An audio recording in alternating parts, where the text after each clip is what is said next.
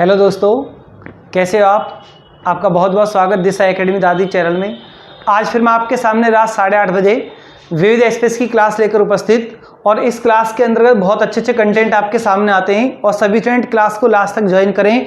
और इसमें प्रैक्टिस के लिए आपके बहुत ही अच्छे कंटेंट के क्वेश्चन आते हैं। क्लियर? सभी स्टूडेंट क्लास को शेयर कर सकते हैं, आपको 30 सेकंड का समय मिलता है। और देखिए आप मेरे बच्चा बढ़िया कंटेंट के साथ, यानी कि इसमें आपकी एक डेली आपकी जो क्लास होती है, डेली आपको एक एनालिसिस एहसास की क्लास होती है। तो देखिए आप मेरे प्यारे बच्चे, इसमें पहला क्वेश्चन देखिए। आप पहले क्वेश्चन को आप अच्छे से पढ़िए आप, और इसका आंसर लगाइए आप। क्वेश्चन देखिए आप आराम से क्या लिखा हुआ है, क्वेश्चन को आराम से पढ़िए आप मेरे प्यारे बच्चों। आप देखिए, आप क्वेश्चन आपके लिए बहुत इंपॉर्टेंट क्वेश्चन है और बढ़िया क्वेश्चन देखिए आप।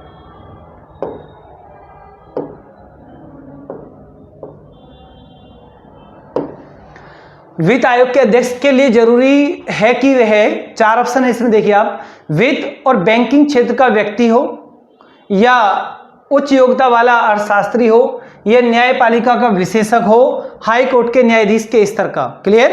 या एक ऑप्शन दे रखा है नंबर 4, सार्वजनिक मामलों में अनुभव वाला व्यक्ति हो, यही आपके पब्लिक मामलों में अनुभव एक्सपीरियंस वाला व्यक्ति हो। तो मेरे प्यारे बच्चों 4 ऑप्शन आपके सामने हैं, और 4 ऑप्शन देख कर लगाइए आप कौन सा ऑप्शन बिल्कुल सही आएगा। नंबर 4 इसका बिल्कुल सही है मेरे प्यारे बच्चों, नंबर 4 इसका बिल्कुल सही है। क्लियर? तो देखिए आप नेक्स्ट पॉइंट, बढ़िया कंटेंट आपके सामने, अच्छा क्वेश्चन है भी आपके सामने। सेकंड नंबर का देखिए आप क्वेश्चन, बहुत बढ़िया क्वेश्चन आपके सामने। क्वेश्चन को आराम से पढ़ें और बिल्कुल आराम से लगाएं। जब एसएससी दिल्ली पुलिस का पेपर लेगी तो एसएससी के द्वारा, एसएससी के पिछले प्रीवियस सेट में आए हुए क्वेश्चन है मेरे प्यारे बच्चों। एसएससी ने पिछली बार पीछे जो प्रीवियस सेटों में क्वेश्चन पूछे हैं वही ये क्वेश्चन है। और एसएससी हमेशा फिक्स पर बहुत विश्वास रखती है, और फिक्स के इकोनॉमिक्स के क्वेश्चन ऐसे ही उठा कर रखती है मेरे प्यारे बच्चों। यहाँ से आपके ऐसे क्वेश्चन गलत नहीं होने चाहिए। देखिए आप, जवाहर रोजगार योजना क्रियान्वित की जाती है, 4 ऑप्शन आपके सामने है। देखिए आप, ग्राम पंचायतों द्वारा, जिला कलेक्टर द्वारा, राज्य सरकारों द्वारा, या केंद्र सरकार द्वारा। क्लियर? केंद्र सरकार द्वारा। तो मेरे प्यारे बच्चों इसमें कमेंट बॉक्स में स्पीड के साथ लगाएं, आंसर आएगा क्या।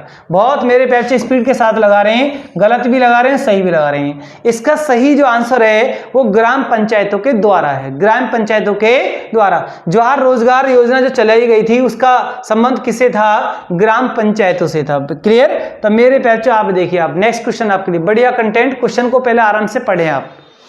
Reserve bank RBI currency note जारी करता है नित्य प्रत्यय प्रणाली के अंतर्गत, अधिकतम प्रत्यय प्रणाली के अंतर्गत, नियत न्यूनतम आरक्षण प्रणाली के अंतर्गत, और अनुपाती आरक्षण प्रणाली के अंतर्गत। लगाइए आप इसमें कौन सा ऑप्शन आप राइट लगाओगे।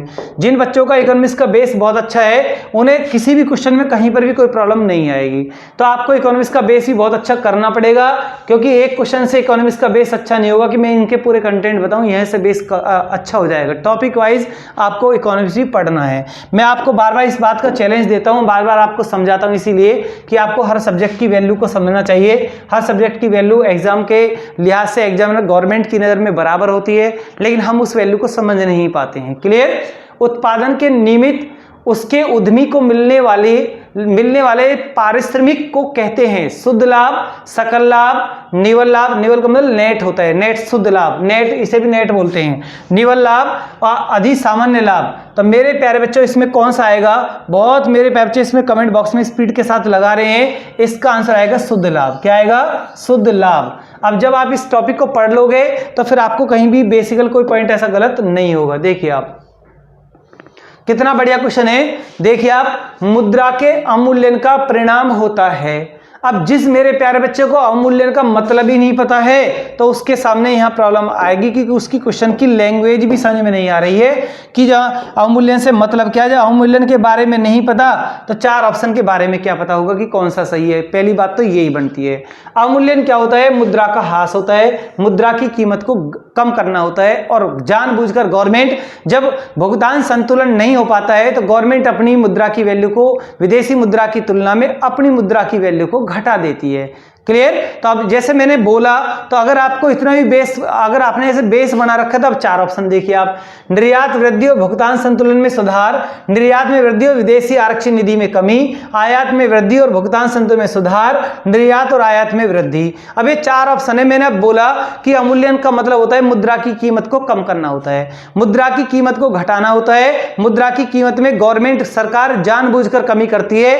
विदेशी मुद्रा की तुलना में कोई देश, कोई सरकार अपनी मुद्रा की वैल्यू को, अपनी करेंसी की वैल्यू को घटा देती है, क्योंकि भुगतान संतुलन नहीं हो पाता है। भुगतान संतुलन की वृद्धि के लिए, निर्यात की वृद्धि के लिए ऐसा करना पड़ता है। अब यहां क्वेश्चन, मुद्रा के अवमूल्यन का परिणाम क्या होता है? तो निर्यात वृद्धि और भुगतान संतुलन में सुधार। आगे ना वही बात जो मैंने अभी आपको इसका बेसिकल इसका मतलब बताया, तो 4 ऑप्शन में वही मतलब निकल के आ रहा है मेरे प्यारे बच्चों। तो इसलिए मैं आपसे बार बार, पहले भी मैंने आपसे बोला है कि हर सब्जेक्ट के कंटेंट पे जाइए, बेस पे जाइए। कोई भी एग्जाम आपके लिए हार्ड नहीं हो सकता। वो हार्ड एग्जाम आपके लिए वहां हार्ड होगा जहां आपका किसी सब्जेक्ट का बेस अच्छे से नहीं बना होता है। बहुत बच्चे बहुत जल्दबाजी में रहते हैं, तैयारी करते हैं, कहीं का कहीं वन लाइनर रटते हैं, चले जाते हैं, लेकिन वहां जब कंटेंट के क्वेश्चन आते हैं, लॉजिकल क्वेश्चन आते हैं, मतलब पता नहीं होता है, तो 4 ऑप्शन की जो लैंग्वेज समझ में नहीं आती, क्वेश्चन की लैंग्वेज समझ में नहीं आती है, तो वहां से आपके क्वेश्चन गलत हो जाते हैं। क्लियर। देखिए आप नेक्स्ट पॉइंट, मेरे प्यारे बच्चों नेक्स्ट पॉइंट की तरफ चलिए। बढ़िया कंटेंट। अब वही सेम ऐसा क्वेश्चन है, अवमूल्यन का प्रमुख लक्षण क्या होता है? अब 4 ऑप्शन है, आयात को बढ़ावा देना, निर्यात को बढ़ावा देना, आयात और निर्यात दोनों को बढ़ावा देना, आयात और निर्यात दोनों को हतोत्साहित करना। कितना बढ़िया क्वेश्चन है। अभी मैंने आपसे बताया कि अवमूल्यन में क्या होता है, गवर्नमेंट अपनी मुद्रा की वैल्यू को घटाती है। अपनी मुद्रा की वैल्यू को क्यों घटा रही है? कि भुगतान संतुलन नहीं हो पा रहा है। अब भुगतान संतुलन तो तब होगा जब हम आयात तो ज्यादा कर रहे हैं, निर्यात हमारा हो नहीं रहा है, तो कैसे भुगतान संतुलन होगा? जब हम निर्यात करेंगे, जब हम कुछ बेचेंगे, तभी तो हमारे पास डॉलर आएगा। क्लियर। तो मेरे प्यारे बच्चों, अवमूल्यन से मतलब जो हमारे पास डॉलर नहीं है, निर्यात कुछ हो नहीं रहा, तो हमें अपनी वैल्यू को, अपनी मुद्रा की वैल्यू को घटाना पड़ जाता है। अब इसका लक्ष्य क्या होता है? हमेशा इसका लक्ष्य होता है निर्यात को बढ़ावा देना होता है। क्या होता है? अवमूल्यन का जो मुख्य टारगेट होता है वो निर्यात को बढ़ावा देना होता है। निर्यात से मतलब हमें अपने प्रोडक्ट बेचने होते हैं, हमें अपने प्रोडक्ट बेचने होते हैं, तब हमारा अवमूल्यन का जो टारगेट है वो पूरा होता है। क्लियर। तो मेरे प्यारे, आप नेक्स्ट पॉइंट पे चलिए। आप बढ़िया कंटेंट आपके सामने, इकोनॉमिक्स प्रॉपर तरीका से साइट पे जो डाली जाएगी उसमें आप बिल्कुल उसको ज्वाइन करना। इकोनॉमिक्स की कोई भी टर्मिनोलॉजी, कोई भी वर्ड, कोई भी शब्दावली आपके सिर में दर्द नहीं करेगी अगर आपने दिशा की वेबसाइट से इकोनॉमिक्स के सब्जेक्ट को अच्छे से पढ़ लिया है। तब मेरे प्यारे बच्चों, आप इसको नोट करें आगे से। आज से तुम्हारा इकोनॉमिक दिशा की वेबसाइट पर आपका कंप्यूटर और करंट वीडियो आपको डेली अपलोड मिल रही है। आज से वो डालनी स्टार्ट हो गई है। 15 दिन में वो सब कुछ खत्म हो जाएगा। 15-20 दिन में आपको कंप्यूटर करंट पूरा कंप्लीट, आपको पूरा कंटेंट आपकी वीडियो पर डाल दिया जाएगा, पूरी पीडीएफ आपको दे दी जाएगी। क्लियर। कंप्यूटर और करंट की वीडियो सब बिल्कुल सारा मैं खुद अपने आप खुद ही डाल रहा हूं, आप वहां से उसको वॉच कर सकते हैं। क्लियर। जिन बच्चों ने दिशा की साइट को ज्वाइन कर लिया है, वो कंप्यूटर और करंट की वीडियो दोनों ही आज से उनको मिलनी स्टार्ट हो गई है, और आपकी 15-20 दिन का टाइम लूंगा। 15 दिन में आपका करंट वीडियो और आपका पूरा कंटेंट आपको वहां पर मिल जाएगा। आज से पढ़ना स्टार्ट कर दें। क्लियर। देखिए आप क्वेश्चन, देखिए आप, उस स्थिति को क्या कहते हैं जिसमें कुल आय कुल लागत के बराबर होती है? तो एकाधिकार प्रतियोगिता, उत्पादन का संतुलन स्तर बिंदु, या पूर्ण प्रतियोगिता। तो मेरे प्यारे बच्चों, आप इसका आंसर क्या आएगा? बहुत अच्छा क्वेश्चन है भी आपके लिए। इसमें आएगा आपका भुगतान संतुलन स्तर पॉइंट आएगा, संतुलन स्तर बिंदु इसमें आएगा मेरे प्यारे बच्चों। देखिए आप, बढ़िया कंटेंट आपके सामने, इकोनॉमिक्स के क्वेश्चन मैंने आपके सामने रखे हैं, तो बहुत ही अच्छे कंटेंट के साथ। अब एक क्वेश्चन देखिए आप, 13वीं पंचवर्षीय योजना की अवधि इनमें से कौन सी है? अपने कमेंट बॉक्स में मेरे प्यारे बच्चों स्पीड के साथ लगाएं। अपने कमेंट बॉक्स में स्पीड के साथ बताएं कि 13वीं पंचवर्षीय योजना का समय कब से कब तक रहा है। मुझे आपके इस क्वेश्चन के आंसर का इंतजार है, और स्पीड के साथ आंसर लगाएं आप। बहुत मेरे प्यारे बच्चे लगा रहे हैं, बिल्कुल सही भी लगा रहे हैं और गलत भी लगा रहे हैं। चलिए बहुत अच्छे, बढ़िया, वेरी गुड। नंबर 4 बिल्कुल सही है। कि 13 पंचवर्षीय योजना आई नहीं है। तो टोटल पंचवर्षीय योजना कितनी आई है? तो 12 आई है। तो 12वीं पंचवर्षीय योजना का समय 2012 से 17 कौन सी है? 12वीं पंचवर्षीय योजना का समय 2012 से 17 है, ये लास्ट थी। इसके बाद कोई पंचवर्षीय योजना 5 वर्ष की देश के लिए प्लानिंग तैयार नहीं हुई है। अब तक भारत में कितनी पंचवर्षीय योजना चली है? 12 चली हैं। तो 12वीं का समय कोई योजना स्टार्ट होती है तो 1 अप्रैल से स्टार्ट होती है। 1 अप्रैल 2012 से 31 मार्च 2017 को 12वीं पंचवर्षीय योजना का टाइम पूरा हो गया। इसका उद्देश्य क्या था? समावेशी विकास था। क्या था? समावेशी विकास। इसका मतलब सबका साथ सबका विकास, मतलब वही है। क्लियर? यानी कि हर वर्ग को ध्यान में रखते हुए यानी कि विकास करना, इससे बोलते हैं समावेशी विकास। अब 13वीं कोई पंचवर्षीय योजना नहीं है। तो अगर मैं आपसे यहाँ पर योजना वर्ड आ गया, अब पूछ लो योजना आयोग का गठन कब हुआ? तो मेरे प्यारे बच्चों आपका आंसर बिल्कुल सही आना चाहिए। योजना आयोग का जो गठन है वो कब हुआ? तो बहुत मेरे प्यारे बच्चे स्पीड के साथ लगा भी रहे। 15 मार्च 1950 को योजना आयोग का गठन हुआ। 15 मार्च 1950 को योजना आयोग का गठन हुआ। एसएससी फिक्स पर विश्वास करती है। फिर मैं आपसे बार बार बोलता हूं, फिक्स के क्वेश्चन एसएससी हमेशा उठाकर रखती है। ये एसएससी के प्रीवियस सेट हैं जो पहले से एग्जाम में आते रहे क्वेश्चन। क्लियर? ऐसे क्वेश्चन मेरे प्यारे बच्चों किसी के गलत नहीं होने चाहिए। अगर कंटेंट पे, टॉपिक के कंटेंट पे चले जाओगे तो कहीं भी कोई प्रॉब्लम कभी जीवन में आएगी ही नहीं। क्लियर? लेकिन कोई मानता ही नहीं है, मानने के लिए बिल्कुल तैयार नहीं है। क्लियर? बहुत जल्दबाजी हो रही है, आपको कंपेयर कर रहे हो एक दूसरे से। कंपेयर आप करिए, आप कंपेयर करो अपनी बुक के साथ। कंपेयर कर रहे हो आप, यानी कि उसके बराबर में कंपेयर करिए आप, लेकिन कंपेयर के लिए मना कौन करता है? कम 10-12 घंटे की स्टडी तो करो। कंपेयर तब होती है जब आप ऑलरेडी 10-12 घंटे की स्टडी कर रहे हो, टॉपिक वाइज कंटेंट बेस को अच्छे से बना रहे हो आप, वहां आप कंपेयर होती है। ये कोई कंपेयर नहीं, आप पढ़े नहीं हो, इधर उधर से मेटेरियल इकट्ठा कर लिया, उसमें कंपेयर में लगे हो कि मेरे पास मेटेरियल सबसे ज्यादा आ जाए, चाहे याद हो या ना हो। क्लियर? इस तुलना में आप लगे हुए फिलहाल। क्लियर? देखिए आप 2011 की जनगणना कौन से नंबर की जनगणना है? इसका आंसर अपने कमेंट बॉक्स में स्पीड के साथ लगाएं मेरे प्यार से। 2011 की जनगणना है 15वीं, 13वीं, 14वीं, 16वीं। बहुत मेरे प्यार से बिल्कुल सही लगा रहे हैं, बहुत अच्छा लग रहा है कि 15वीं जनगणना 2011 की कौन है? 15। अब यहां पहली बार जनगणना कब हुई? जनगणना की जो शुरुआत है पहली बार कब हुई? 1572 में। सॉरी, पहली बार जनगणना 1872 में, 1872। अगर ये क्वेश्चन मैं आपसे यहाँ पूछ लूँ मेरे प्यारे बच्चों, आप यहाँ पर एक क्वेश्चन वो बताओगे आप, 10 की जनगणना की शुरुआत कब से है? 10 की जनगणना भारत में कब से स्टार्ट हुई है? तो मेरे प्यारे बच्चों 1881 से शुरुआत हुई है। आप इस पॉइंट को देख सकते हो, लगा सकते हो, आप इसको आप स्क्रीनशॉट कर सकते हो, नेक्स्ट पॉइंट की तरफ चल सकते हो आप। देखिए आप कितना बढ़िया क्वेश्चन है। अब तो अब आपके सामने संविधान के क्वेश्चन आएंगे।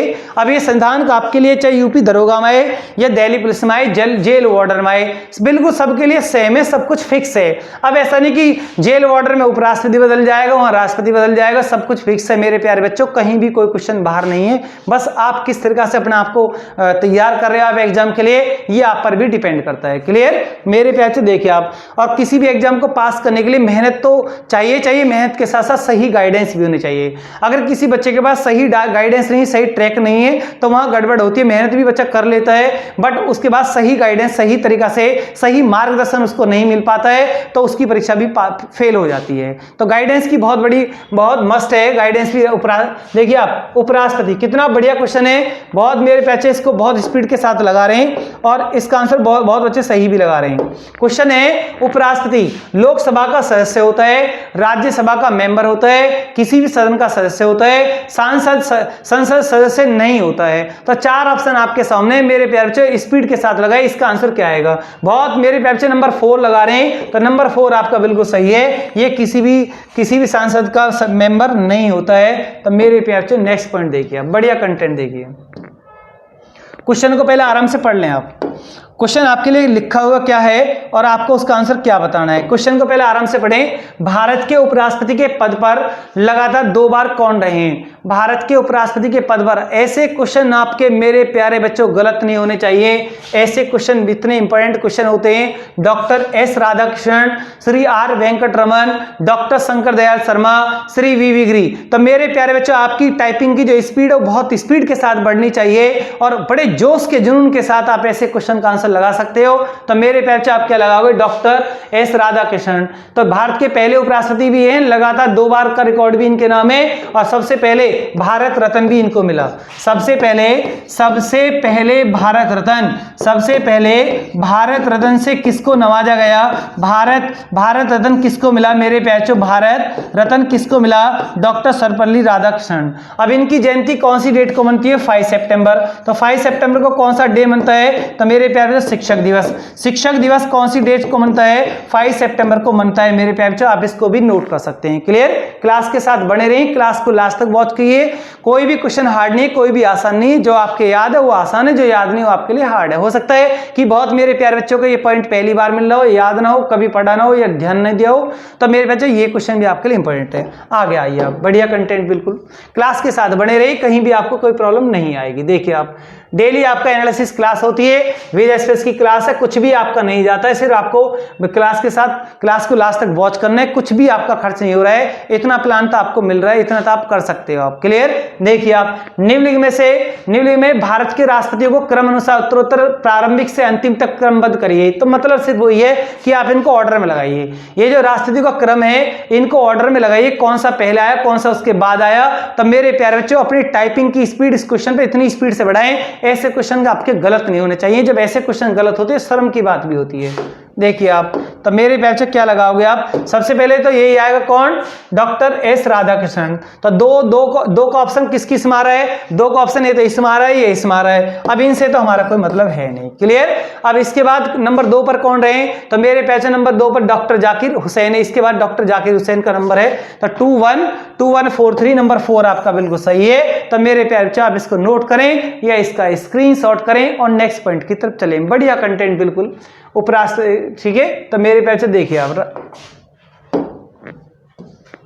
चलिए आप क्वेश्चन को आराम से पढ़ें। पहले क्वेश्चन कह क्या रहा है आपसे, क्वेश्चन क्या कह रहा है, भारतीय संविधान के अनुसार केंद्रीय मंत्री किसकी इच्छा रहने तक पद संभालेंगे। तो इसका मतलब जो केंद्रीय कैबिनेट जो मंत्री होते हैं किसकी इच्छा के अनुसार पद पर बने रहेंगे। तो यहां पर एक क्वेश्चन आपसे पूछ लिया, तो मेरे प्यारे आप क्या बताओगे इस क्वेश्चन का आंसर। बढ़िया कंटेंट है आपके सामने, बिल्कुल बहुत अच्छा क्वेश्चन है, बहुत टाइपिंग मेरे प्यारे कर भी रहे हैं स्पीड के साथ। भारत के राष्ट्रपति की इच्छा के अनुसार, भारत के राष्ट्रपति का यहाँ पर ये आंसर आपका बिल्कुल सही है, और अपने कमेंट बॉक्स में आप इसे लिख सकते हैं और आगे बढ़िए आप बढ़िया कंटेंट के साथ। क्वेश्चन को पहले आप आराम से पढ़िए आप।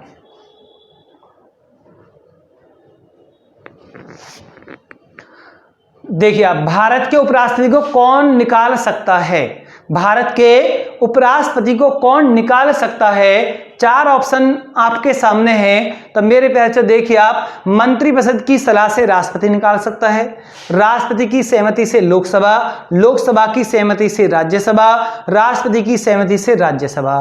तब मेरे प्यारे बच्चों कितना बढ़िया क्वेश्चन है, पहले भी मैंने आपको विद एक्सप्रेस की क्लास में बच्चों को दिया था। अगर आप दोबारा से ऐसे क्वेश्चन को गलत करोगे तो मेरे प्यारे बच्चों आप फाइट से बाहर हो जाओगे। क्लियर, तो फिर इसका मतलब है कि आपकी लापरवाही को ज्यादा बढ़ चुकी है, जिससे कि आप पढ़ना नहीं चाहते हो आप और मेहनत करना नहीं चाहते हो आप। क्लास में आते हो, नमस्ते करते हो, भाग जाते हैं, कुछ तो ये देखते हैं कि टॉपिक ये चल रहा है, चलो भाग लेते, कहो जाएगा, ये सब हमारा तैयार है, ये हमारा तैयार है। तो मेरे प्यारे बच्चों, अब जब आपको अपने जीवन में सफल होना है, आगे बढ़ना है, तो मेहनत करनी पड़ेगी। मैंने आपको 2 दिन पहले भी यही बात बताई थी कि बिल्कुल धैर्य बनाकर रखें। अगर आपके अंदर धैर्य है और अपने पढ़ने की जो क्षमता 10-12 घंटे की बनी हुई है, तो मेरे प्यारे बच्चे आपको कोई बहका नहीं सकता।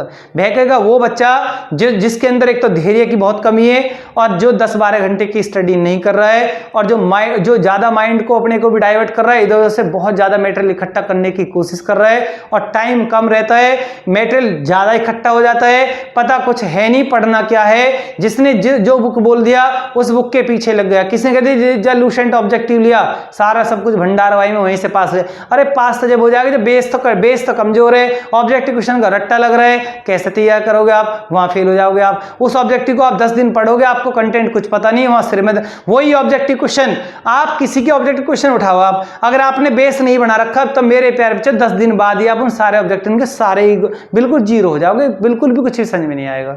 वहां क्वेश्चन की थोड़ी सी भी लैंग्वेज घुमा दी तब गलत हो जाएगा। तब मेरे प्यारे बच्चों आप प्रैक्टिस करिए, आप ऑब्जेक्टिव से खूब प्रैक्टिस करिए, कोई नहीं रोकता, बट सब्जेक्ट का बेस जरूर आपका होना चाहिए कि ऑर्डर में सब्जेक्ट लगा होना चाहिए कि कहीं से भी कोई क्वेश्चन आएगा, कहीं प्रैक्टिस में भी आएगा तो वहां पर हमारा क्वेश्चन गलत नहीं होगा अगर हमने हर सब्जेक्ट के टॉपिक वाइज उसको पढ़ रखा है। जैसे आप पहले भी तो पढ़ते थे, आप बेस के अकॉर्डिंग एकेडमिक क्लास के अंदर भी तो बेस के अकॉर्डिंग पढ़ते हो, आप सब्जेक्ट वाइज टॉपिक पढ़ते हो, आप सब्जेक्ट वाइज पढ़ते हो, वहां मेंस भी लिख के आते हो, आप मुख्य परीक्षा आप लिखते हो, बोर्ड की परीक्षा लिखते हो, आपको सब कुछ याद रहता है कि इसके बारे में ये है, इसने ये किया, इसने वो किया। तो मेरे प्यारे बच्चों सिर्फ ऑर्डर में आपको पढ़ना है। जिस दिन आपने ऑर्डर में सब्जेक्ट को पढ़ लिया तो कोई भी ऑप्शनल क्वेश्चन आपका सिर में दर्द नहीं करेगा। प्रैक्टिस करोगे, आप बार बार प्रैक्टिस करोगे, सब कुछ तैयार हो जाएगा, सब कुछ आपके याद रहेगा। यही गलती बच्चे बार बार दिल्ली पुलिस में कर रहे हैं कि एक ऑब्जेक्टिव बुक मोटी सी ली, उसका रट्टा लगाया, चल दिए। रट्टा कब तक लगाओ? 10 दिन बाद पीछे मैथ भी तो पढ़ना पड़ेगा, उसे भी छोड़ोगे आप, भूलोगे आप उसे। जब उसे बोलोगे तो वहां क्वेश्चन की लैंग्वेज घुमा के पूछेगा क्वेश्चन, जैसे ही उसने थोड़ा सा घुमा दिया वहीं क्वेश्चन गलत हो जाएगा। टॉपिक वाइज पढ़ रखा है तो कहीं प्रॉब्लम नहीं आएगी। देखिए आप, भारत के उपराष्ट्रपति को कौन निकाल सकता है? तो मेरे पहले लोकसभा की सहमति से कौन, लोकसभा की सहमति से कौन निकाल सकती है? राज्यसभा निकाल सकती है। इसका नंबर 3 आंसर है। और बहुत ही बढ़िया कंटेंट क्वेश्चन आपके सामने मेरे प्यारे बच्चों, आप लिखिए आप इस क्वेश्चन को, बढ़िया कंटेंट। नेक्स्ट पॉइंट की तरफ चलिए, बढ़िया पॉइंट आएगा आपके सामने। देखिए आप नंबर 15, वित्त आयोग की नियुक्ति कौन करता है? ऐसे क्वेश्चन को गलत करोगे तो मेरे प्यारे बच्चों कितना बढ़िया क्वेश्चन आपके सामने मैंने दिया है। वित्त आयोग की नियुक्ति कौन करता है? बिल्कुल लगाइए अपने कमेंट बॉक्स में। बहुत अच्छा लग रहा है, बहुत मेरे प्यारे बच्चे क्लास के साथ लास्ट तक बने रहते हैं, पढ़ते रहते हैं क्लास के साथ। ऐसे भी संस्कारी बच्चे हैं, एक बार क्लास में बैठ गए तो पूरी क्लास को लास्ट तक देखते रहते हैं। क्यों? चाहे उन पे वो क्वेश्चन आता है या नहीं आता है, चाहे उन्होंने वो क्वेश्चन 50 बार पढ़ रखा है, ऐसे भी बच्चे यहाँ क्लास के अंदर वॉच करते हैं जो क्लास के लास्ट तक बने रहते हैं और बिल्कुल आज्ञाकारी रहते हैं। चाहे हम ऑनलाइन पढ़ा रहे हैं, ऑफलाइन में तो चलो हम धमका भी देते हैं बैठे कहां जा रहे हो आप, लेकिन ऑनलाइन में उनके अंदर इतना ही डर रहता है, बिल्कुल क्लास के साथ बने रहते हैं और लास्ट तक, क्योंकि उन्होंने जीवन में कुछ बनना है। देखिए वित्त आयोग की नियुक्ति कौन करता है? तो मेरे प्यारे बच्चों राष्ट्रपति करता है। वित्त आयोग की नियुक्ति कौन करेगा? राष्ट्रपति करेगा। वित्त आयोग का जो गठन है, वित्त आयोग का गठन कौन से आर्टिकल में आता है? इसका अनुच्छेद मेरे प्यारे बच्चों 280 आता है। क्या आएगा? 280 आएगा। क्लियर? तो मेरे प्यारे बच्चों नेक्स्ट पॉइंट की तरफ चलिए, बढ़िया कंटेंट है आपके सामने। जनता पार्टी के शासनकाल के दौरान भारत के राष्ट्रपति थे। जनता पार्टी के शासनकाल के दौरान भारत के राष्ट्रपति थे। तो मेरे प्यारे बच्चों आप इसका आंसर क्या आएगा? अपने कंटेंट के साथ बताइए आप इसमें बिल्कुल आपका आंसर क्या आएगा। जनता पार्टी के शासनकाल के दौरान भारत के राष्ट्रपति थे फखरुद्दीन अली अहमद, नीलम संजीव रेड्डी, ज्ञानी जेल सिंह, आर वेंकटरमन। तो जनता पार्टी जब आई 1977 में, जनता पार्टी की सरकार कौन सी सन में बनी है? जनता पार्टी की सरकार 1977। फिर पहली गैर कांग्रेसी सरकार, पहली गैर कांग्रेसी सरकार 1977 में बनी है। पहला फिर फर्स्ट गैर कांग्रेसी पीएम, फर्स्ट गैर कांग्रेसी प्रधानमंत्री भारत में कौन बना है? तो मेरे प्यारे बच्चों बड़ा अच्छा क्वेश्चन मैंने आपको यहां पर दिया है, मोरारजी देसाई। मोरारजी देसाई प्रथम गैर कांग्रेसी पीएम। प्रथम गैर कांग्रेसी पीएम कौन बना है? मोरारजी देसाई 1977। और जनता पार्टी की सरकार के समय राष्ट्रपति कौन था? नीलम संजीव रेड्डी। और प्रथम निर्विरोध राष्ट्रपति, एक क्वेश्चन इसके लिए मैं देकर जा रहा हूं आपको, प्रथम निर्विरोध राष्ट्रपति जिसके सामने कोई चुनाव ही नहीं लड़ा, निर्विरोध राष्ट्रपति का रिकॉर्ड किसके नाम है? तो मेरे प्यारे क्या बताओगे आप? नीलम संजीव रेड्डी। नीलम संजीव रेड्डी। सभी स्टूडेंट इसको नोट करें या इसका स्क्रीनशॉट करें और नेक्स्ट पॉइंट की तरफ चले। मेरे प्यारे बच्चों आप देखिए, आप बढ़िया कंटेंट के साथ आगे बढ़िए आप। बढ़िया क्वेश्चन आएगा, राष्ट्रपति ने अब तक कितनी बार राष्ट्रीय आपात की घोषणा की है? केवल 1 बार, 2 बार, 3 बार, कभी नहीं। तो मेरे प्यारे बच्चे आप इसको नोट करें, इसमें बिल्कुल आपका आंसर क्या आएगा? बहुत मेरे प्यारे बच्चे लगा रहे हैं इसमें 3 बार, बिल्कुल सही आंसर है आपका, बिल्कुल सही आंसर।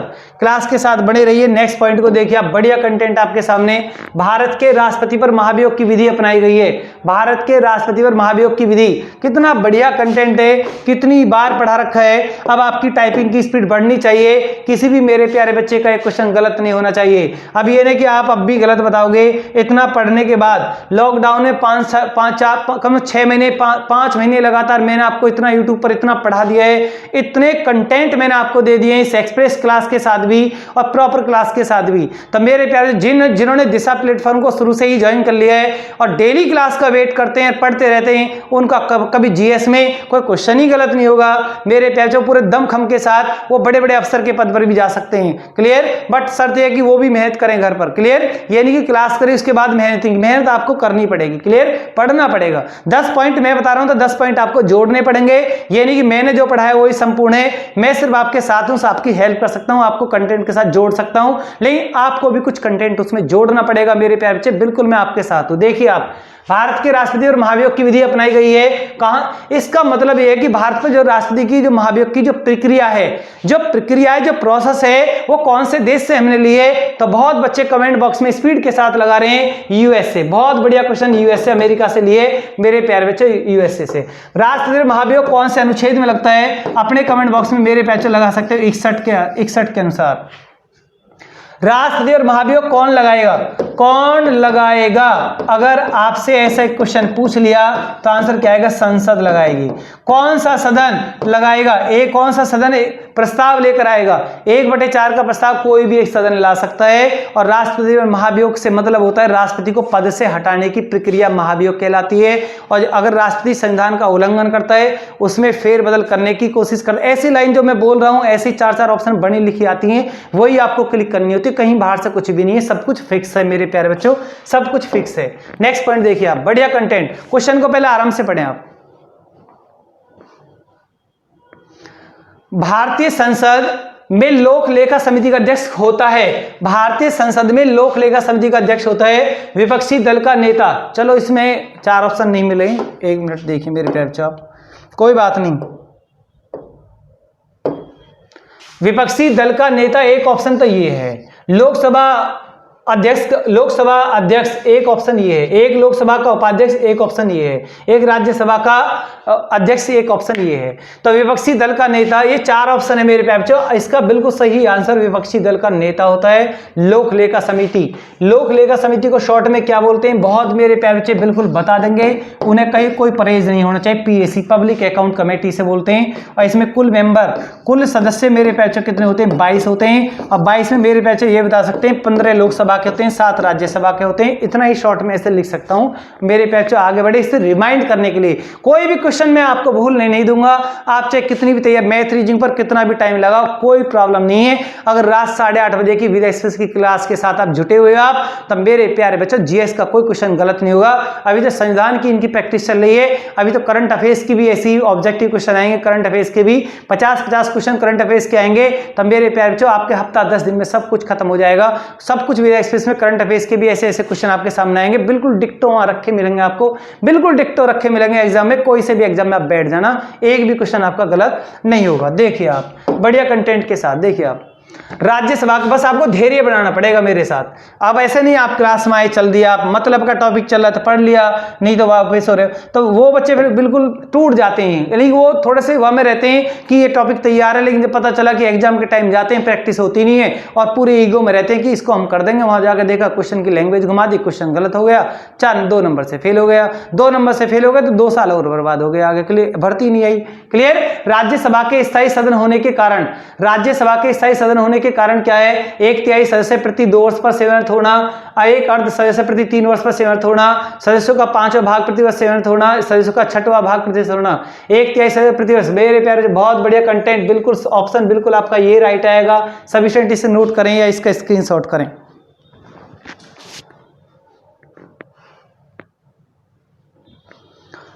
राज्यसभा के स्थायी सदन होने का कारण नंबर ये है। क्लियर।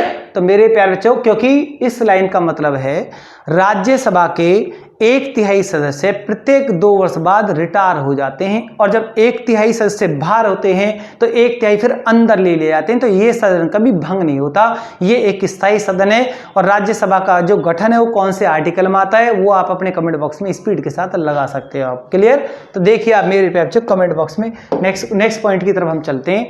भारतीय संविधान में राज्य की शक्तियां एवं कार्य किस प्रकार की विभाजित किए गए हैं, अपने कमेंट बॉक्स में स्पीड के साथ लगाएं।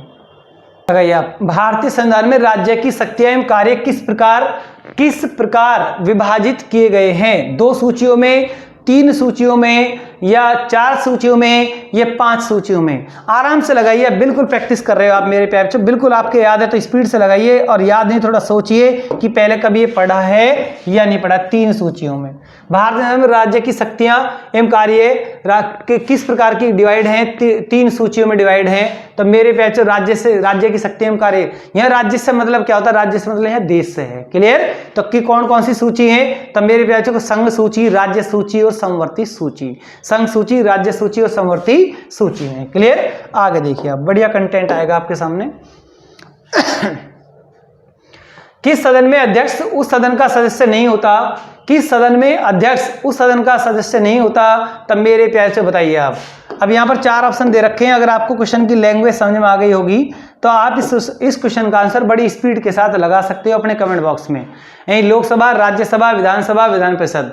तो इसका मतलब सिर्फ ये है मेरे प्यारे बच्चों, यानी कि इनमें ये पूछ रहा है कि कौन से सदन का अध्यक्ष उसका मेंबर नहीं होता। तब मेरे प्यारे बच्चों कितना बढ़िया कंटेंट आपके सामने है। बहुत बच्चे टाइपिंग कर रहे हैं इसके ऊपर, और बिल्कुल टाइपिंग बहुत बच्चे ज्यादा संख्या में सही भी कर रहे हैं और गलत भी कर रहे हैं आप। क्लियर? बहुत बच्चे गलत भी कर रहे हैं, लेकिन राज्यसभा इसमें आएगा। राज्यसभा का जो अध्यक्ष होता है वो राज्यसभा का मेंबर नहीं होता है। अब क्वेश्चन मैंने आपसे पूछ लिया, राज्यसभा का अध्यक्ष कौन बनता है? ये राज्यसभा का सभापति कौन होता है? उपराष्ट्रपति होता है। राज्यसभा का पदेन सभापति उपराष्ट्रपति होता है, ऐसा आर्टिकल 89 में भी लिखा हुआ है। राज्यसभा का पदेन सभापति उपराष्ट्रपति होगा, आर्टिकल नंबर 64 में भी लिखा हुआ है। तो मेरे प्यारे बच्चों, अगर आपने मुझसे आर्टिकल पढ़ रखे हैं तो कभी आपके आर्टिकल गलत नहीं होंगे और आप भूल नहीं पाओगे, क्योंकि मैंने आपको पढ़ाया इस तरीका से है। क्लियर? अब कोई कैसे पढ़ रहा है, अगर दिशा के प्लेटफॉर्म को किसी ने इग्नोर कर दिया, नहीं पढ़ रहा है, तो मेरे पैसे वो उसकी गलती है। क्लियर? भारतीय संसद की सबसे महत्वपूर्ण विशेषता है, भारतीय संसद की सबसे महत्वपूर्ण विशेषता है, इसमें राष्ट्रपति भी शामिल है, यह भारत में विधानमंडल है, यह द्विसदनीय स्वरूप की है, यह संसद का ऊपरी सदन कभी भंग नहीं होता है। 4 ऑप्शन दे रखे हैं, बिल्कुल आप लगा दो। कितनी बढ़िया कंटेंट के साथ पूछ रहे हैं, इसमें राष्ट्रपति भी शामिल है। अगर यह भारतीय संसद की बात कर रहे हो, संसद का जो गठन है मेरे प्यारे बच्चों, देखो आप इसमें बिल्कुल लगाओगे आप। संसद का जो गठन है वो कौन से आर्टिकल में आता है? अनुच्छेद 79 में आता है। 79 में लिखा हुआ है संघ के लिए एक संसद होगी, संघ के लिए एक संसद होगी। और संसद किस किस से मिलकर बनी होती है मेरे प्यारे बच्चों? संसद किस किस से मिलकर बनी होती है? लोकसभा, राज्यसभा व राष्ट्रपति। लोकसभा, राज्यसभा, लोकसभा, राज्यसभा, राज्यसभा व राष्ट्रपति। क्लियर? राष्ट्रपति संसद का अभिन्न अंग होता है, राष्ट्रपति संसद का अभिन्न अंग होता है। जिन प्यारे बच्चों ने संविधान को मुझसे पढ़ा है ऑफलाइन क्लास में या दिशा की वेबसाइट पर जो पढ़ेंगे, या मैंने यूट्यूब पर भी जो संविधान आपको पढ़ा है, उनका कभी क्वेश्चन गलत नहीं होगा। अगर उन्होंने सही तरीका से दिशा की साइट को ज्वाइन कर लिया है, क्लास वीडियो को अच्छे से वॉच कर लिया है, उन्हें कहीं प्रॉब्लम नहीं आ सकती। क्लियर? देखिए आप, अब प्रॉब्लम आएगी तो उसके लिए आप चिंता ना करें, उसके लिए हम बैठे हुए हैं। क्लियर? घबराने की बिल्कुल भी जरूरत नहीं। देखिए आप, केंद्रीय मंत्रिपरिषद के विरुद्ध अविश्वास प्रस्ताव कहां प्रस्तुत किया जा सकता है? केंद्रीय मंत्रिपरिषद के विरुद्ध अविश्वास प्रस्ताव कहां प्रस्तुत किया जा सकता है? तो 4 ऑप्शन मेरे प्यारे आपके सामने हैं, केवल राज्यसभा में, केवल लोकसभा में, लोकसभा और राज्यसभा दोनों में, या राज्य की विधानसभाओं में। जिन बच्चों ने मुझसे संविधान पढ़ लिया है और यूट्यूब पर 14 वीडियो डली हुई है, वहां से भी आप वॉच कर सकते हैं आप, तो बिल्कुल वो सही कर रहे हैं, बहुत स्पीड के साथ लगा रहे हैं। केवल लोकसभा में, केवल लोकसभा में। इसका आंसर क्या आएगा? केवल लोकसभा में। तो मेरे प्यारे बच्चों, आप अच्छे कंटेंट के साथ आगे बढ़िए। आप बढ़िया कंटेंट आपके सामने देखिए आप। राज्य में मंत्रिपरिषद सामूहिक रूप से किसके प्रति उत्तरदायी होती है? राज्य में मंत्रिपरिषद सामूहिक रूप से किसके प्रति उत्तरदायी होती है? तो मेरे प्यारे बच्चों, कमेंट बॉक्स में स्पीड के साथ लगाएं। 4 ऑप्शन है, राज्य में मंत्रिपरिषद किसके प्रति सामूहिक रूप से किसके प्रति उत्तरदायी होती है? अपने राज्यपाल के, मुख्यमंत्री के, भारत के राष्ट्रपति के, विधानसभा के।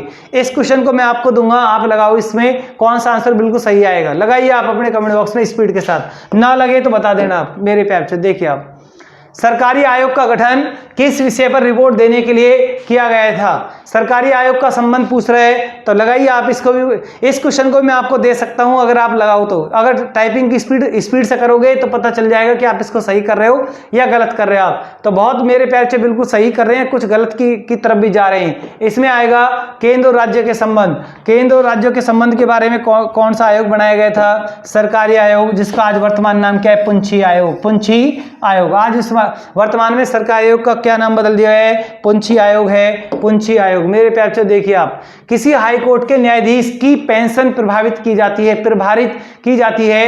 हाई कोर्ट के इसका मतलब न्यायाधीश, हाई कोर्ट के न्यायाधीशों को पेंशन कहां से उठाकर दी जाती है? बस ये क्वेश्चन आपसे पूछा है। अगर आप इसे बता दोगे तो कोई बात नहीं, मैं इस पर क्लिक नहीं करूंगा, आप इसे स्पीड के साथ लगा सकते हो आप। अगर नहीं बता पा रहे हो आप, टाइपिंग की स्पीड इसमें कम कर रहे हो आप, तो फिर मुझे बताना पड़ेगा। राज्य के लोकलेखा को, भारत की संचित निधि को, भारत के लोकलेखा को, राज्य की संचित निधि को, राज्य की संचित निधि को। बढ़िया कंटेंट है आपके सामने और बहुत बार एक क्वेश्चन आपसे पूछा गया है। किसी मेरे प्यारे बच्चे का ये क्वेश्चन गलत नहीं होना चाहिए। क्लियर? नेक्स्ट पॉइंट देखिए आप, बढ़िया कंटेंट के साथ आगे बढ़िए आप। बढ़िया कंटेंट बिल्कुल देखिए आप। भारतीय संविधान का अंतिम व्याख्यात है, ये क्वेश्चन मैं आपसे अभी 10 दिन पहले भी पूछा। इस क्वेश्चन का आंसर लगाइए स्पीड के साथ। अगर कोई क्वेश्चन पूछता हूं तो आपको बताता हूं कि मैंने आपको क्वेश्चन दूसरी बार पूछा है, क्योंकि उससे प्रैक्टिस होती है बार बार मेरे प्यारे बच्चों की। देखिए उसकी इंपॉर्टेंट की पावर भी बढ़ जाती है। तो बहुत मेरे प्यारे बच्चे इसमें लगा रहे हैं, लगा सकते हैं आप इसमें सर्वोच्च न्यायालय। क्या आएगा इसका आंसर? सर्वोच्च न्यायालय। सर्वोच्च न्यायालय बोले तो सुप्रीम कोर्ट या उच्चतम न्यायालय, उच्चतम न्यायालय। देखिए आप, बढ़िया कंटेंट। देश में पंचवर्षीय योजनाओं का अनुमोदन करने वाला सर्वोच्च निकाय कौन सा था? 4 ऑप्शन आपके सामने देख के बताइए आराम से। देश में पंचवर्षीय योजनाओं का अनुमोदन करने वाला सर्वोच्च निकाय कौन सा था? योजना समिति, केंद्रीय मंत्रिमंडल, संसद, राष्ट्रीय विकास परिषद। बहुत मेरे प्यारे बच्चे इस क्वेश्चन को बिल्कुल समझ चुके हैं और अपनी टाइपिंग की स्पीड बढ़ा रहे हैं। बहुत अच्छा मुझे लग रहा है, रियली बहुत अच्छा लग रहा है। और आज वो बच्चे इतने ऊपर पहुंच चुके हैं, उन्हें किसी भी प्रकार की कोई दिक्कत नहीं है। चाहे उनके सामने कैसा भी एग्जाम आ जाए, कोई भी एग्जाम आ जाए, अक्टूबर का पीसीएस का एग्जाम आ जाए, वो बिल्कुल तैयार हैं। ये दिल्ली पुलिस कुछ नहीं है उनके सामने। दिल्ली पुलिस तो उन बच्चों का सबका तैयार, सब कुछ लगाएंगे। वो देखना आप दिल्ली पुलिस में भी कितने बच्चे जाएंगे, बहुत बिल्कुल बल्क में जाएंगे। देखना बल्क के साथ जाएंगे। अभी थोड़ा सा आने दो, अभी टाइम। सब कुछ उनके तैयार है, बिल्कुल बैठे हुए हैं, तैयार हैं, वो बिल्कुल लगाएंगे। कहीं बाहर से कुछ नहीं है, सब कुछ यहीं से आएगा। क्लियर? देखिए आप, राष्ट्रीय विकास परिषद, राष्ट्रीय विकास परिषद एनडीसी। तो एनडीसी देश में पंचवर्षीय योजनाओं का अनुमोदन, इस लाइन से मतलब होता है। चलो मैं इस लाइन को समझाता हूं आपको मेरे प्यारे बच्चों। एनडीसी अब एक क्वेश्चन मैं आपसे बोलूंगा अभी। जैसे देश में पहले 5 वर्ष की प्लानिंग तैयार होती थी, अब 5 वर्ष की प्लानिंग जो तैयार होती थी वो योजना आयोग के द्वारा बनती थी। जो प्लानिंग कमीशन हुआ करता था, आज वो नहीं है, आज उसके स्थान पर क्या है? नीति आयोग है। तो 2015 से पहले भारत में पंचवर्षीय योजना यानी योजना आयोग कार्य करता था। एक कमीशन था, प्लानिंग कमीशन। तो योजना आयोग क्या होता था? योजना आयोग का जो मुख्य कार्य होता था, 5 वर्ष की देश के लिए प्लानिंग तैयार करना होता था। अब योजना आयोग ने तो प्लानिंग तैयार की है। अब प्लानिंग तैयार करने के बाद जो उसने फाइल बनाई है, उस फाइल को का सर्वे कौन करता है, उस पर अंतिम मोहर कौन लगाता है, उसका अनुमोदन कौन सी संस्था करती है, कौन सा निकाय करता है? तो यही क्वेश्चन आपसे पूछा जा रहा है। योजना आयोग ने तो प्लानिंग तैयार की है जी 5 वर्ष की, ऐसे उसमें काट छाट, ड्राफ्टिंग, उसकी प्रारूप या अनुमोदन, सर्वे, लास्ट कौन मोहर लगाएगा?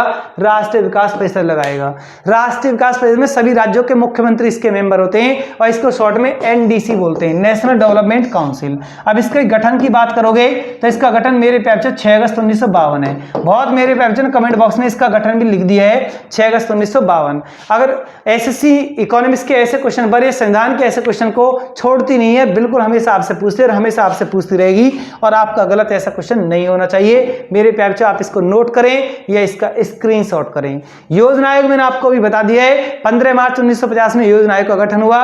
एनडीसी का गठन कब हुआ? 6 अगस्त 1952 हुआ। इसका कार्य है 5 वर्ष की प्लानिंग जो बनी नहीं उसका सर्वे करना, उस पर अंतिम मोहर लगाना, और योजना आयोग का कार्य क्या है 5 वर्ष की प्लानिंग तैयार करना। बात को समझिए आप, बिल्कुल बहुत सिंपल तरीका से मैंने आपको बता दिया है। आज 2015 में अब कौन सा आयोग बना दिया गया? नीति आयोग। नीति आयोग से पहले भारत में कौन सा आयोग चलता था? योजना आयोग। अब योजना आयोग को अलविदा कर दिया गया, नया आयोग आया है नीति आयोग। अब वो देश के लिए एक वर्ष का मॉडल तैयार करता है नीति आयोग के द्वारा। NITI Aayog national institute transforming of India, Bharat का राष्ट्रीय परिवर्तन संस्थान। क्लियर? देखिए आप नेक्स्ट, चलिए आप, बढ़िया कंटेंट। भारत का योजना आयोग है तो मेरे बच्चों एक संवैधानिक निकाय है, एक स्वतंत्र और स्वायत्त निकाय है, और एक असंवैधानिक निकाय है, एक संवैधानिक निकाय है। तो मेरे बच्चों गैर संवैधानिक संस्था है। कैसी है? एक योजना आयोग कैसी संस्था है? इसमें एक वर्ड लगाना पड़ेगा आपको यहाँ पर, गैर। एक गैर संवैधानिक, एक गैर संवैधानिक संस्था है, एक गैर संवैधानिक संस्था। इसका मतलब यह है कि इसका संविधान जब लागू हुआ उसके बाद ये सब बना है, तो संविधान से इसका कोई लेना देना नहीं है, तो इसलिए इसको गैर संवैधानिक संस्था भी कहते हैं। आगे देखिए आप, भारत के मुख्य निर्वाचन आयुक्त का कार्यकाल होता है 6 वर्ष के लिए, राष्ट्रपति की संतुष्टि तक, या 6 वर्ष अथवा 65 वर्ष की आयु तक जो भी पहले हो, 5 वर्ष या अथवा 60 वर्ष की आयु तक जो भी पहले हो। तब मेरे प्यारे बच्चों आप इस क्वेश्चन का आंसर बिल्कुल लगा सकते हो। बढ़िया क्वेश्चन, बढ़िया कंटेंट के साथ आपको मिल रहा है क्वेश्चन, तो लगाइए आप मेरे प्यारे बच्चों इसमें क्या आंसर आएगा। बहुत बिल्कुल मेरे प्यारे बच्चे नंबर 3 को लगा रहे हैं, बिल्कुल सही लगा रहे हैं, बिल्कुल सही लगा रहे हैं। वर्तमान में मुख्य चुनाव आयुक्त कौन है? सुनील अरोड़ा।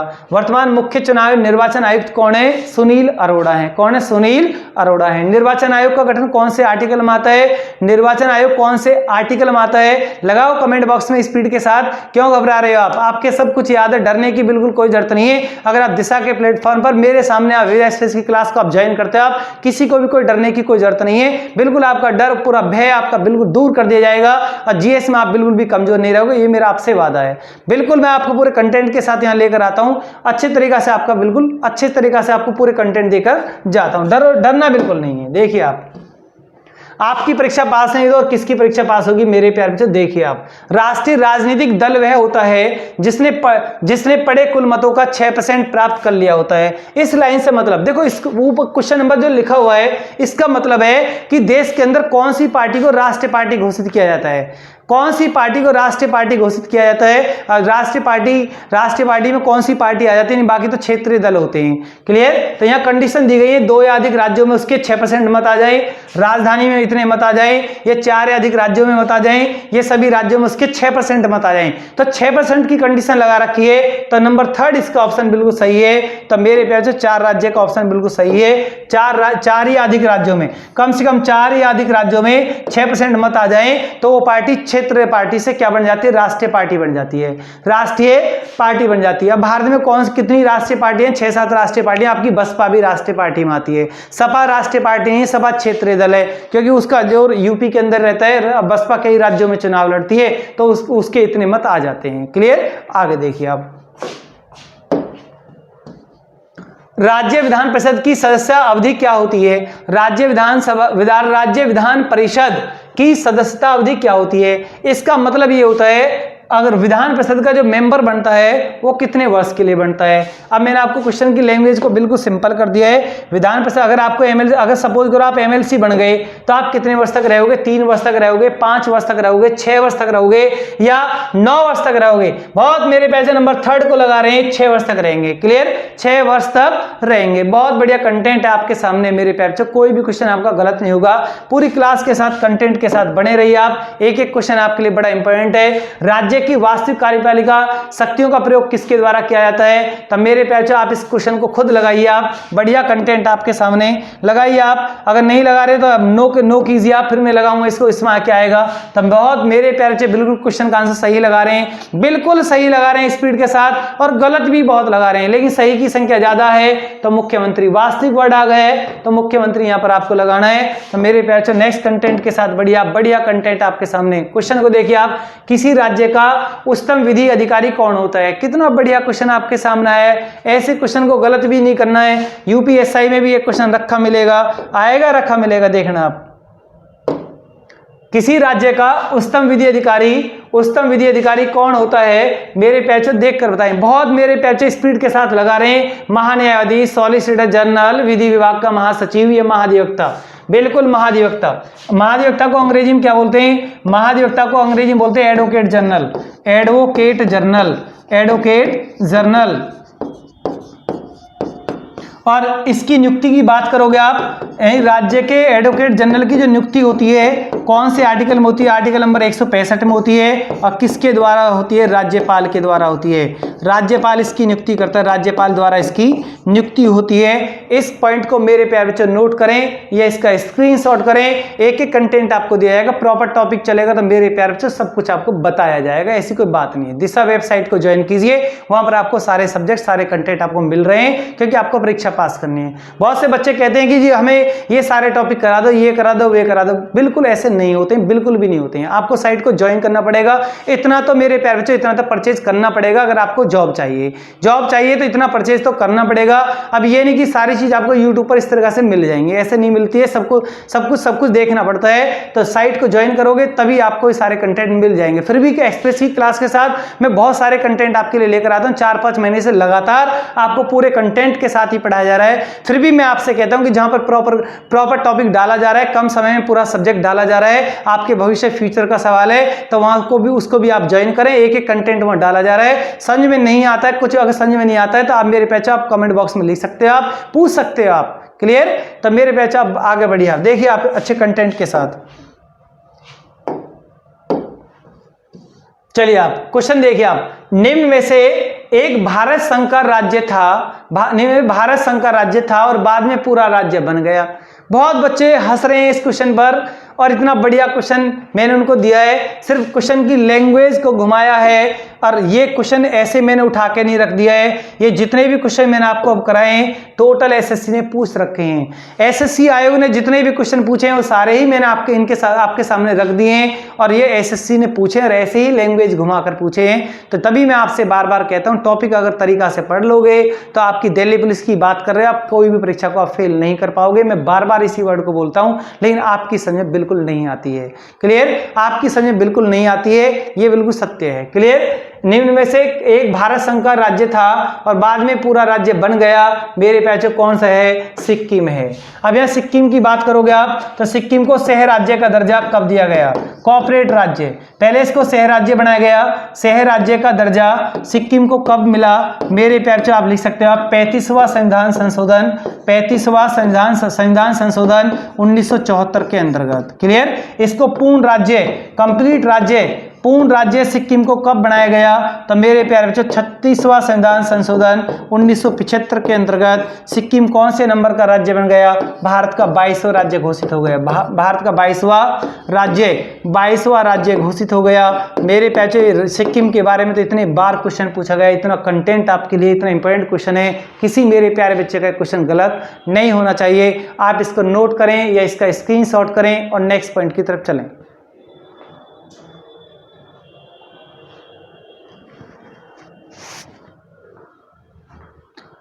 चलिए आप, बढ़िया कंटेंट आपके लिए मेरे प्यारे बच्चों, बहुत बढ़िया क्वेश्चन था आपके लिए। नेक्स्ट पॉइंट को देखिए आप, बढ़िया आपने नोट कर लिया होगा इसको। चलिए, कौन सा स्थानीय सरकार का मामला नहीं है? कौन सा स्थानीय मामला सरकार का मामला नहीं है? सार्वजनिक स्वास्थ्य, कानून और व्यवस्था, लोकोपयोगी सेवाएं या स्वच्छता। कितना बढ़िया क्वेश्चन है मेरे प्यारे बच्चों, आप बिल्कुल लगा सकते हो अगर आपने संविधान को मुझसे पढ़ा है। कहीं भी क्वेश्चन में कोई त्रुटि नहीं है, आप बिल्कुल देख के अच्छे से लगा सकते हो। आप लगाइए आप स्पीड के साथ, इसका आंसर क्या आएगा? बहुत मेरे प्यारे बच्चे लगा रहे हैं, कानून और व्यवस्था। वेरी गुड, बहुत बढ़िया। ये जो कानून व्यवस्था होती है उसमें सरकार का कोई मामला, कोई हस्तक्षेप नहीं होता है। तब मेरे प्यारे बच्चे इसका मतलब ये है। आगे देखिए आप, बड़ा अच्छा कंटेंट आपके सामने, बहुत बढ़िया। राज्यों को भाषाई आधार पर कब पुनर्गठित किया गया? राज्यों को भाषाई आधार पर कब पुनर्गठित किया गया? तब मेरे प्यारे बच्चों आप क्या बताओगे? 1948 बताओगे या 1956 बताओगे, 1951 या 1966?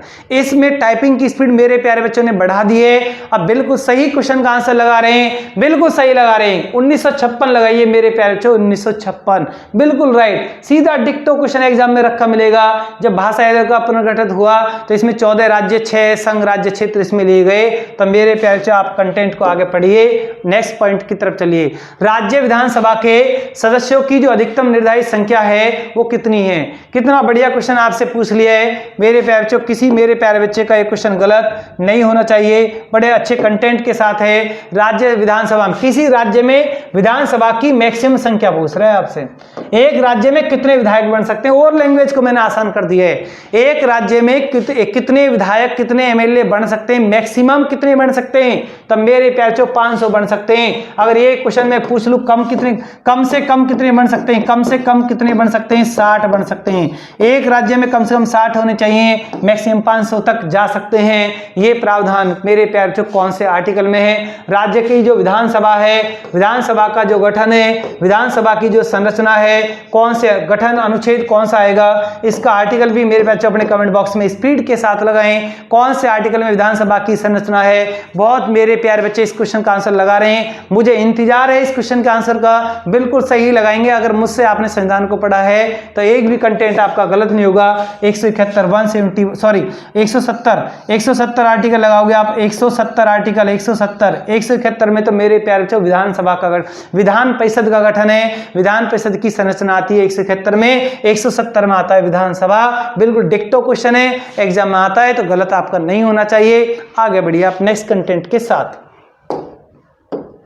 चलिए आप क्वेश्चन नंबर 40 देखिए आप। संविधान में किस पर महाभियोग चलाने के लिए कोई प्रावधान नहीं है? संविधान में किस पर महाभियोग चलाने के लिए कोई प्रावधान नहीं है? तो मेरे प्यारे बच्चों आप अपने कमेंट बॉक्स में क्या लगा सकते हो आप? भारत का मुख्य न्यायमूर्ति, भारत का मुख्य न्यायमूर्ति, किसी हाईकोर्ट का मुख्य न्यायमूर्ति, राज्यपाल और राष्ट्रपति। संविधान में किस पर महाभियोग चलाने का कोई प्रावधान नहीं है? कितना बढ़िया क्वेश्चन मेरे प्यारे बच्चों, आप इस क्वेश्चन का आंसर लगा सकते हैं। राज्यपाल पर कोई प्रावधान नहीं है, न्यायाधीश पर, राष्ट्रपति पर महाभियोग लग सकता है, राज्यपाल पर कोई प्रावधान नहीं है। क्लियर?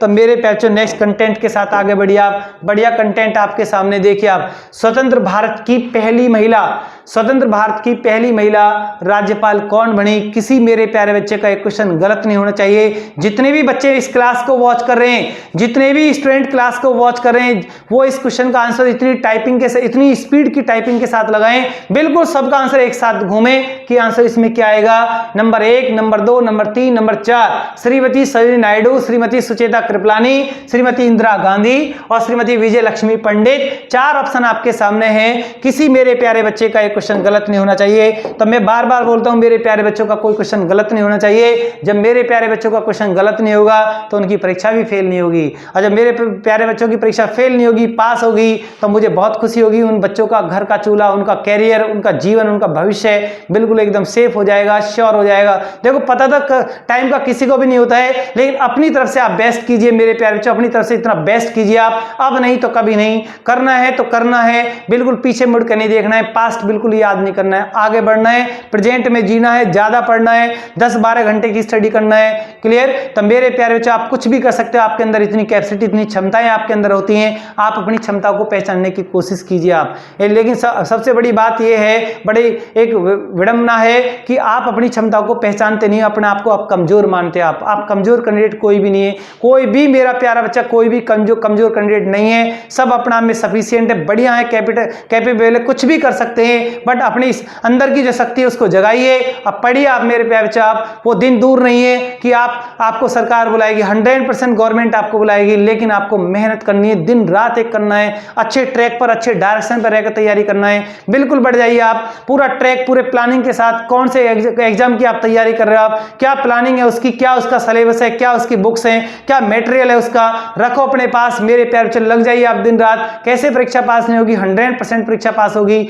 तब मेरे प्यारे बच्चों बार बार मोर प्रैक्टिस मोर गेम, जिस परीक्षा को आप चाहोगे परीक्षा पास होगी। अगर आपने बोल लिया कि हमें तो समुद्र का पानी पीना है, तो आप समुद्र के पूरे पानी को भी पी सकते हो। आप आपके अंदर इतनी क्षमता है, अपनी क्षमता को बढ़ाएं और आगे बढ़ने की हमेशा कोशिश करें। बिल्कुल डरने की जरूरत नहीं है। दिशा प्लेटफॉर्म, दिशा कोचिंग सेंटर, दिशा एकेडमी बिल्कुल आपके साथ, बिल्कुल हमेशा आपके साथ है। आपको कहीं भी कोई दिक्कत है, कहीं डायरेक्शन में कहीं प्रॉब्लम आ रही है, कोई मैटर समझ में नहीं आ रहा है, उसके लिए हमेशा तैयार है। तो मेरे प्यारे बच्चे पूछो तो सही, कम से कम जब आप क्लास को ही पूरी को वॉच नहीं करते, आप पूछोगे क्या? तो मेरे प्यारे बच्चों कुछ बात कड़वी लगती हैं, बिल्कुल आपको कड़वी लगती हैं। कड़वी बात इसलिए बोली जाती है कि जिससे कि आप पढ़ना स्टार्ट करो और अपना एहसास करो कि हाँ हम भी कुछ कर सकते हैं, आगे बढ़ सकते हैं। हमारे पास कोई दूसरा साधन नहीं है मेरे प्यारे बच्चों। अब इसमें क्वेश्चन में आपने क्या लगाया? बहुत मेरे प्यारे बच्चों ने इसमें लगा दिया श्रीमती सरोजिनी नायडू। बिल्कुल सही आंसर है। स्वतंत्र भारत की पहली महिला राज्यपाल कौन बनी? सरोजिनी नायडू। और रिकॉर्ड क्वेश्चन क्या है?